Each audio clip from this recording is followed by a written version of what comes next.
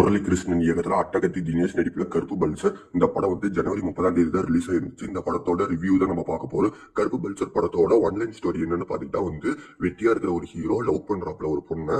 அந்த பொண்ணு வந்து பிக்கப் பண்றதுக்காக ஒரு பல்சர் பைக் இருக்குன்னு வேற போய் சொல்லியிருக்காப்ல அட்டகத்தி தினேஷ். அதுக்காக ஹீரோயின் வந்து பைக் நாளைக்கு எடுத்துட்டு வா, அவுட்டிங் போலான்னு சொல்றாங்க. அதுக்கப்புறம் அவர் வந்து அங்க இங்க பெரட்டி கருப்பு பல்சர் பைக்கை வாங்குறாரு. எனக்கு வந்து பல்சர் பைக் இல்ல அவர்கிட்ட, அதனால பல்சர் பைக் வாங்கிட்டு போறாப்ல. அந்த பல்சர் பைக்ல வந்து ஒரு அமானுஷமான ஒரு விஷயம் நடக்குது.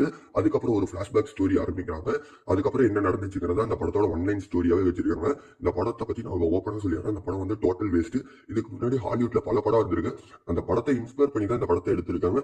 ஏன் நம்ம தமிழ்ல கூட நயன்தாரா நடிப்புல டோரா படம் ரிலீஸ் ஆயிருக்கு. அந்த டோரால வந்து கார்ல அமானுஷமான விஷயம் நடக்கும். ஆனா அந்த படத்தோட ஸ்கிரீன் பிளே சூப்பரா இருக்கும். ஆனா அந்த படத்தை வந்து பைக்ல அமானுஷமான விஷயம் நடக்குது. ஆனா வந்து செம்ம லேக். படம் முழுக்க உட்காந்தே இருக்கும்போது தான் காமெடி போடுறாங்க. ஆனா வந்து காமெடி பண்றாங்க. ஆனா காமெடி ஒரு இடத்துல கூட ஒர்க் ஆகல. ஹாரர் எலிமெண்ட் எல்லாம் பண்ணியிருக்காங்க. ஆனா ஒரு இடத்துல கூட அதுவுமே ஒர்க் ஆகல. அந்த படம் டோட்டல் வேஸ்ட். 5க்கு 1 மார்க்